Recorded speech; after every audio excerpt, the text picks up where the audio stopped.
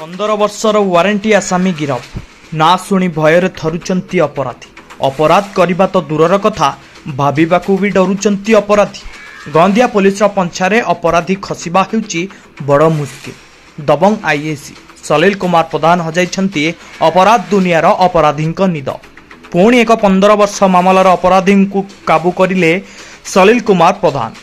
ଢେଙ୍କାନାଳ ଜିଲ୍ଲା ଗନ୍ଧିଆ ଥାନାକୁ ମିଳି ଚାଲିଛି ସଫଳତା ପରେ ସଫଳତା।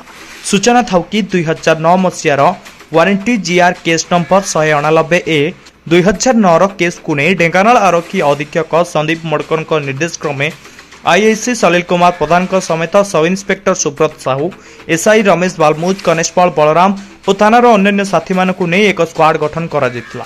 ପୁରୀର ଏକ ଲଜ୍ରୁ ୱାରେଣ୍ଟି ଆସାମୀ ଗିରଫ କରିଥିଲେ। 2009 ମସିହାର ଏକ ମାମଲାର ୱାରେଣ୍ଟି ଆସାମୀ ପବିତ୍ର ନାୟକକୁ ଧରିବାର ସଫଳତା ପାଇଛି ଗନ୍ଧିଆ ପୋଲିସ। ଆସାମୀ ପବିତ୍ର ନାୟକର ଏକ ଘର ବିଧାରପୁର ପଞ୍ଚାୟତର ଅନ୍ନପୁର ଗ୍ରାମ ବୋଲି ଜଣାପଡ଼ିଛି। ଗିରଫ ପରେ ଆସାମୀକୁ ମେଡିକାଲ ଟେଷ୍ଟ କରାଇ କୋର୍ଟରେ ହାଜର କରିଥିଲେ। ଢେଙ୍କାନାଳରୁ ବେତୁଜି ପ୍ରସାଦଙ୍କ report, TSI world news Odisha.